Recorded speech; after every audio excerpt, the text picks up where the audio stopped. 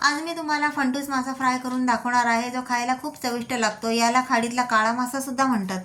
तर चला रेसिपीला सुरुवात करूया।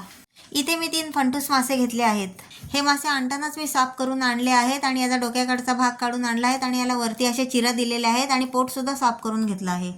असं करून आणल्याने आपला त्रास खूप कमी होतो आणि यांना मी स्वच्छ धुवून घेतले आहेत आणि शक्य होईल तितके यावरील खवलं सुद्धा नखाने काढून घेतले आहेत। आता माशांना मॅरिनेट करण्यासाठी मी आलं लसूण आणि कोथिंबीरची पेस्ट बनवली आहे। आता ही आलं लसूण पेस्ट माशांना मस्त चोळून चोळून लावायची आहे। अशी पेस्ट लावल्यामुळे माशाची चव सुद्धा वाढते आणि उग्रवास असेल तर तोही निघून जातो। तर एक एक करून सर्व माशांना मी पेस्ट लावून घेत आहे। आता हे मासे मी मोठ्या बाउलमध्ये काढून घेत आहे, म्हणजे मॅरिनेट करायला सोपं पडतं। आता माशांमध्ये मसाले घालून घेऊ। सगळ्यात पहिले मी यात हळद घातली आहे। आता यात मी 2 चमचे धणा पावडर घालत आहे। नंतर यात मी चवीपुरतं मीठ घातलं आणि माशांचा चटकदारपणा वाढवण्यासाठी मी यात अर्धा लिंबू पिळून घालत आहे। नंतर यात मी 2.5 चमचे इतका लाल मसाला घातला आहे। तिखट तुम्ही तुमच्या आवडीनुसार कमी जास्त सुद्धा करू शकता। सर्व मसाले घालून झाले आहेत। आता हे सर्व मसाले मी माशांना चोळून चोळून घेत आहे। सर्व माशांच्या अंगाला लागलं पाहिजे अशा प्रकारे मसाले चोळून घ्यायचे। हे पहा, अशा प्रकारे मी हा मसाला लावून घेतला आहे। आता माशाला छान कोटिंग येण्यासाठी मी यात तांदळाची पिठी सुद्धा घालणार आहे। आता इथे मी 2 ते 3 चमचे पीठ अंदाजे घालत आहे। आता हे पीठ वरचेवर माशांना चोळून घ्यायचं।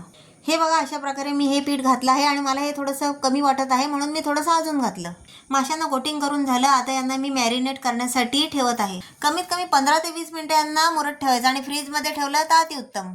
15 ते 20 मिनिटं झालेली आहेत। तुम्ही पाहू शकता मासे किती मस्त मॅरिनेट झाले आहेत। आता या माशांना मी पुन्हा एकदा हाताच्या साहाय्याने मस्त चोळून घेत आहे, म्हणजे मसाला सर्व माशांना व्यवस्थित लागेल। आता आपण माशांना तळून घेऊ। त्यासाठी बघा, इथे मी एका ताटलीमध्ये थोडंसं तांदळाचं पीठ घेतलेलं आहे आणि हे जे मासे आहेत ना, त्यामध्ये व्यवस्थित असे घोळवून घेत आहे। तांदळाचं पीठ जास्त नाही लावायचं, अगदी वरच्यावरच लावायचं, कारण आपण आधी सुद्धा याच्यामध्ये तांदळाचं पीठ घातलेलं आहे, म्हणून तांदळाचं पीठ थोडंसंच टाकायचं। तुम्ही व्हिडिओत पाहू शकता, अगदी वरच्यावरच मी हे मासे घोळून घेतलेले आहेत। हे असं घोळून घेतलं ना की माशाचं वरचं आवरण अगदी कुरकुरीत लागतं। या माशांना मी डीप फ्राय करून घेणार आहे। शक्यतो मासे डीप फ्राय केल्यावरच जास्त छान लागतात। मासे तळण्यासाठी मी एका कढईत तेल आधीच गरम करून घेतलेलं आहे आणि त्यामध्ये मी एक एक मासा सोडत आहे। फ्राय करताना लक्षात ठेवायचं, तेल आधीच कडकडीत गरम करून घ्यायचं, नाहीतर मासा तेल पिऊ शकतो आणि मासे कढईला चिकटण्याची सुद्धा शक्यता असते, म्हणून तेल कडकडीत गरम करूनच घ्यायचं। असं केल्याने मासे खरपूस तळले जातात आणि कढईला चिटकत सुद्धा नाहीत। तुम्ही पाहू शकता हा मासा किती सहजपणे पलटला जात आहे आणि कढईला चिकटला सुद्धा नाहीये। आता या माशांना मी दोन्ही साईडने अगदी खरपूस तळून घेणार आहे। तुम्ही पाहू शकता हा मासा मी खरपूस आणि अगदी लाल बुंद होईपर्यंत तळून घेतला आहे। हे मासे तळण्यासाठी कमीत कमी 4 ते 5 मिनिटच लागतात।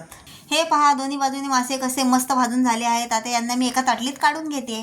हे पहा, मासा वरून कुरकुरीत आणि आतून अगदी मऊ बनला आहे। हा मासा खाडीतला असल्यामुळे चवीला खूप छान लागतो।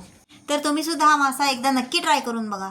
तुम्हाला ही माशाची आजची रेसिपी कशी वाटली हे मला कमेंट करून नक्की सांगा। तुम्हाला व्हिडिओ आवडला असेल तर व्हिडिओला लाईक करा, शेअर करा आणि माझ्या चॅनलला नक्की सबस्क्राईब करा। भेटूया पुढच्या व्हिडिओत। धन्यवाद।